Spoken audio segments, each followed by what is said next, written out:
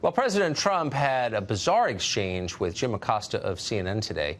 Acosta suggested the president had a duty of some kind to take a question about Judge Kavanaugh from a female reporter, just as soon as Jim Acosta got to ask a question.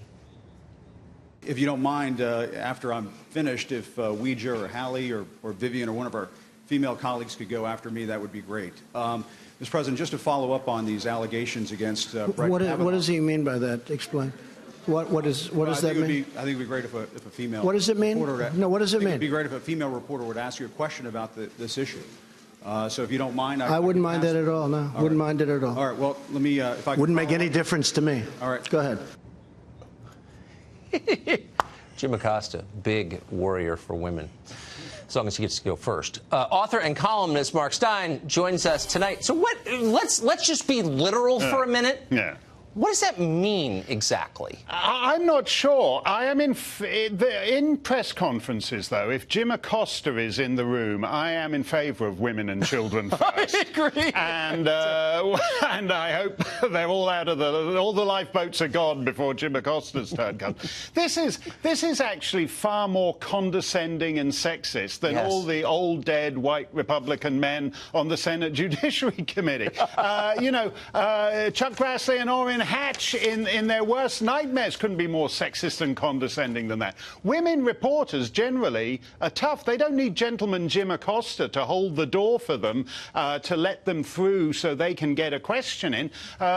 Rosalind Russell, in His Girl Friday, 1939, 80 years ago, Ros Russell played a tough, no-nonsense reporter. She'd have punched Jim Acosta's lights out for the condescension. Look, I'm not making any specific claims against anybody, but have you noticed, as you've lived in this country for a long time, that the people who make the loudest noises about what feminists they are tend to have a more spotty record with women in their own lives? Yes, I think that's absolutely true. And I think that's actually what's underpinning some of this. I think there's an element of projection in the whole Democrat media savagery on this Kavanaugh issue. They've had a rough year.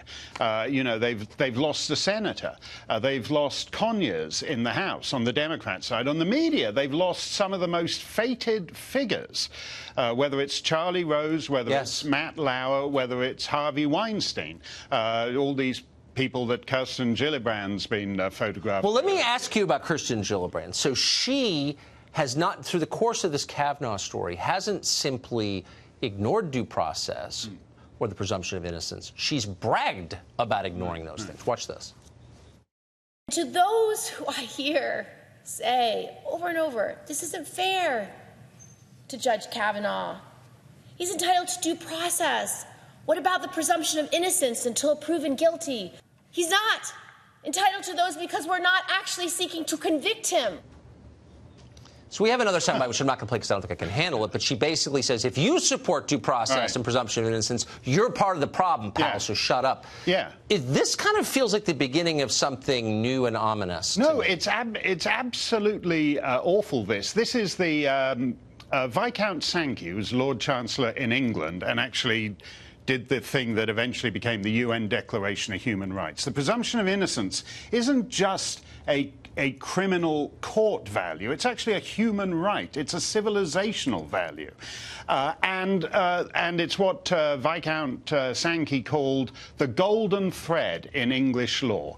And what these people like Kirsten Gillibrand, who's a lawyer, is actually doing is taking the scissors and cutting up the golden thread. Now, she says, oh, it's not a criminal court. No, it's beyond that. It's the Senate in its advise and consent. Actually, it's the U.S. equivalent of the Lord Chancellor. The Lord Chancellor in England appoints judges. The Senate does it here.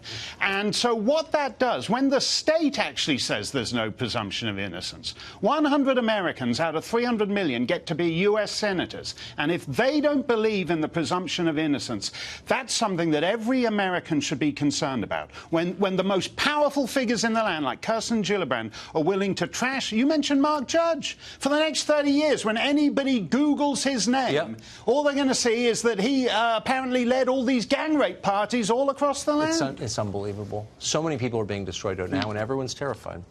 Mark Steyn, thank you very much. Thanks a lot, Tucker.